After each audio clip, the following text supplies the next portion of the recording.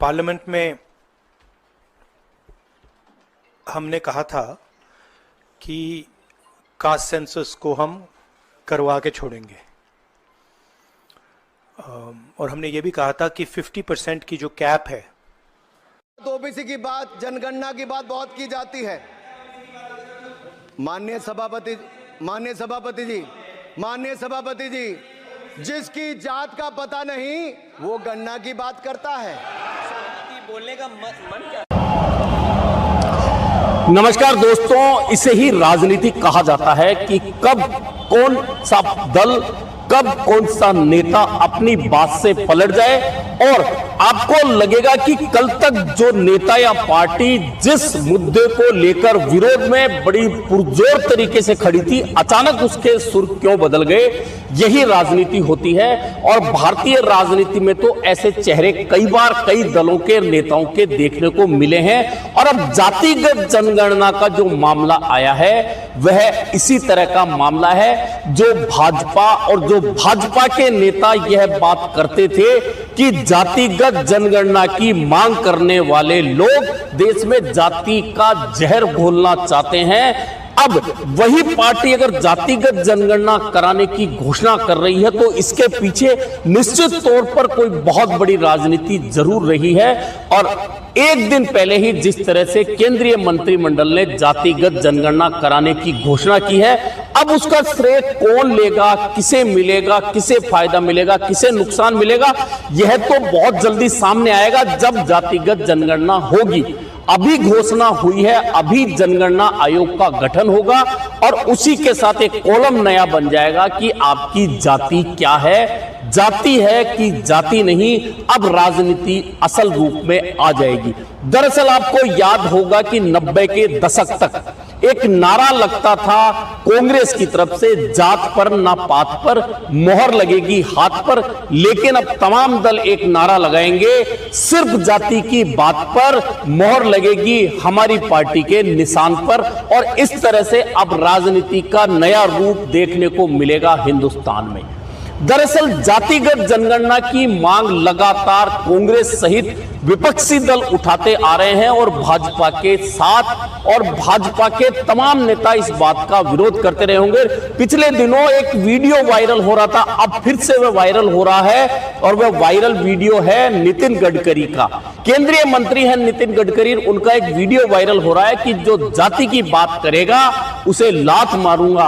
अब क्या होगा, क्योंकि उन्हीं की पार्टी, उन्हीं के प्रधानमंत्री, उन्हीं के केंद्रीय मंत्रिमंडल जिसमें वे खुद शामिल हैं, उसकी बैठक में जातिगत जनगणना को मंजूरी मिल गई और उसकी घोषणा हो गई। तो अब नितिन गडकरी क्या करेंगे? और नितिन गडकरी क्यों, अनुराग ठाकुर क्या करेंगे, जो ये कहते थे राहुल गांधी के लिए और कांग्रेस नेताओं के लिए कि जिसकी खुद की जाति पता नहीं वे जातिगत जनगणना की बात करते हैं। योगी आदित्यनाथ का क्या होगा, वे जातिगत जनगणना के खिलाफ विधानसभा में लगातार बोलते रहे हैं। लेकिन अब उन्हीं की पार्टी ने जातिगत जनगणना कराने की बात कर दी। अब इससे बदलेगा क्या?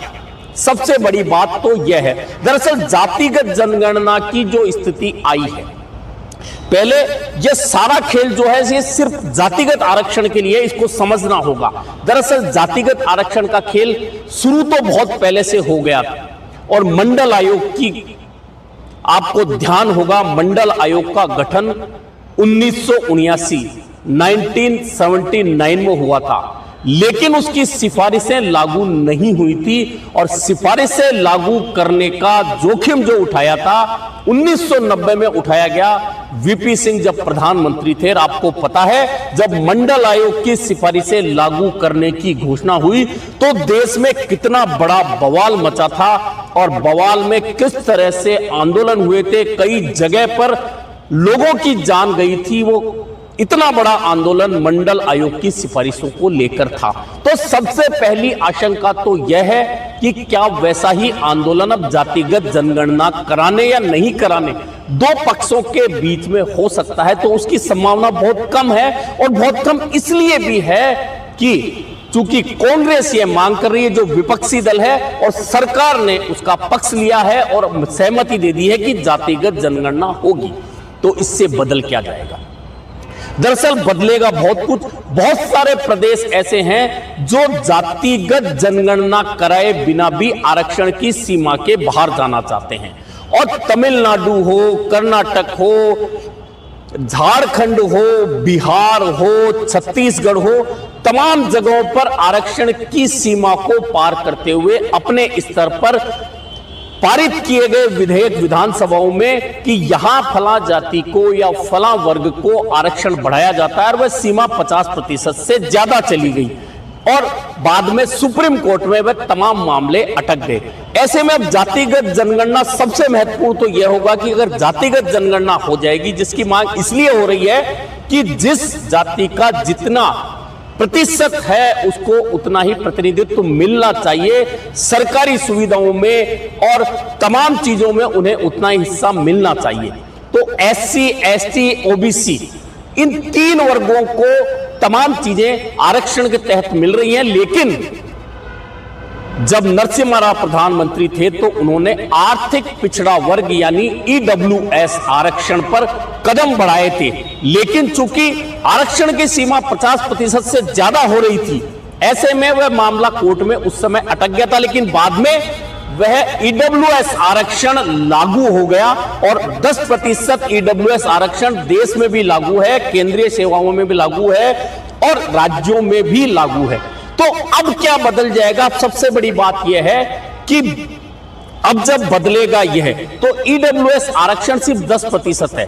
SC, ST, OBC का प्रदेशों के हिसाब से जैसी आबादी है इन वर्गों की, उस हिसाब से घटता बढ़ता रहता है, और OBC आरक्षण को बढ़ाने की मांग लगातार चल रही है। बहुत सारे प्रदेशों में वर्गीकरण की मांग चल रही है। इसमें भी बहुत कुछ क्या बदलेगा यह भी देखना महत्वपूर्ण होगा। सबसे महत्वपूर्ण यह होगा कि जब जातिगत जनगणना होगी तो कितनी ईमानदारी सरकार रखेगी, क्योंकि जातिगत जनगणना में जितने भी वर्ग अभी जो शामिल हैं आरक्षण में, उनकी उपजातियों में भी उपजातियां, उनका वर्गीकरण कैसे होगा। और सबसे बड़ी बात कि EWS की जातियां बहुत सारे प्रदेशों में 10% से ज्यादा हैं। ब्राह्मण हैं, राजपूत है, इसके अलावा वैश्य समुदाय है, कायस्थ है। ये ऐसे समुदाय हैं जो कई प्रदेशों में वर्तमान में जो EWS को आरक्षण मिलता है 10%, उससे कहीं ज्यादा होते हैं। तो जब यह जातिगत जनगणना होगी और यह वर्ग सामने आएंगे, क्योंकि इन वर्गों की कभी जनगणना में संख्या सामने नहीं आई, क्योंकि ये आरक्षण में शामिल ही नहीं है। जो आरक्षण में शामिल है उन जातियों को आरक्षण इस आधार पर मिलता है कि उनकी गिनती होती है, गणना होती है। लेकिन अब जब तमाम वर्गों की गणना होगी तो ब्राह्मण की भी होगी, वैश्य की भी होगी, राजपूत की भी होगी, कायस्थ की भी होगी, और जिन वर्गों की होती रही है आरक्षण का लाभ देने के लिए उनकी भी होगी। ऐसे में अब सबसे बड़ा पेच और महत्वपूर्ण देखने वाली बात यह होगी कि EWS के अंदर जो जातियां आती है आर्थिक पिछड़े वर्ग के अंदर, जिनमें तमाम सवर्ण वर्ग कह सकते हैं, वे आते हैं, और वे कई प्रदेशों में उनकी संख्या 10% से ज्यादा होती है।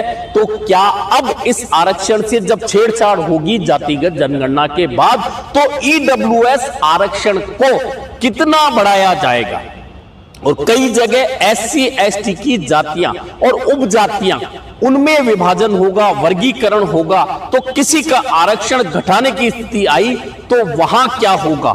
यानी कि जातिगत जनगणना की घोषणा तो हो गई, बहुत अच्छी बात है कि जिस जाति की जितनी संख्या है उसे उस हिसाब से प्रतिनिधित्व दिया जाना चाहिए। लेकिन अगर जनगणना जातिगत होती है और उस कॉलम में कुछ वर्ग जो आज फायदा तो ले रहे हैं आरक्षण का, लेकिन बहुत सारे प्रदेशों में उनकी संख्या अगर घटी हुई आती है, तो क्या उनका आरक्षण या उनका लाभ उसी प्रतिशत में घट जाएगा? यही एक सबसे महत्वपूर्ण बात इस जातिगत जनगणना में देखने वाली होने वाली है कि आखिरकार उन जातियों के हिस्से में क्या आने वाला है। और राहुल गांधी सहित कांग्रेस की जो मांग है वह यही है कि आरक्षण की सीमा को 50% से ज्यादा करेंगे। यानी ये वही कांग्रेस है जो कांग्रेस 90 के दशक तक तो जात पर ना पात पर मोहर लगेगी हाथ पर, यानी कि तमाम वर्गों को साथ लेकर चलती थी। और आपको याद दिला दूं ये नारा कब लगा था? मोहसिना किदवई कैराना से चुनाव लड़ी थी 1978 में विधानसभा का। उस समय पहली बार यह नारा लगा था, जात पर ना पात पर, मोहर लगेगी हाथ पर। उसके बाद में लगातार जातिगत चीजों को लेकर लोग चर्चा करने लगे और अब लगातार, क्योंकि अब जातिगत जनगणना की बात सामने आ गई है, ऐसे में अब देखना बहुत महत्वपूर्ण होने वाला है कि जातिगत जनगणना में जातियों का वर्गीकरण किस तरह से होगा, किन जातियों का प्रतिनिधित्व घटेगा, किन जातियों का बढ़ेगा। क्या वास्तव में ईमानदारी के साथ में जातिगत जनगणना हो पाएगी, क्या उनका वर्गीकरण हो पाएगा, और उस वर्गीकरण के बाद में जो परिस्थितियां बनेगी, क्योंकि सारा खेल आरक्षण का है और आरक्षण का बंटवारा उस हिसाब से होगा। ऐसे में कई वर्गों को जहां फायदा होगा तो कई वर्गों को नुकसान भी होगा, और जिसे नुकसान होगा, आज जिसे फायदा मिल रहा है, कल उसको अगर नुकसान होने लगेगा तो क्या वह वर्ग चुपचाप बैठा रहेगा। हालांकि अभी इस बात की घोषणा नहीं हुई है कि जातिगत जनगणना होगी कब से शुरू।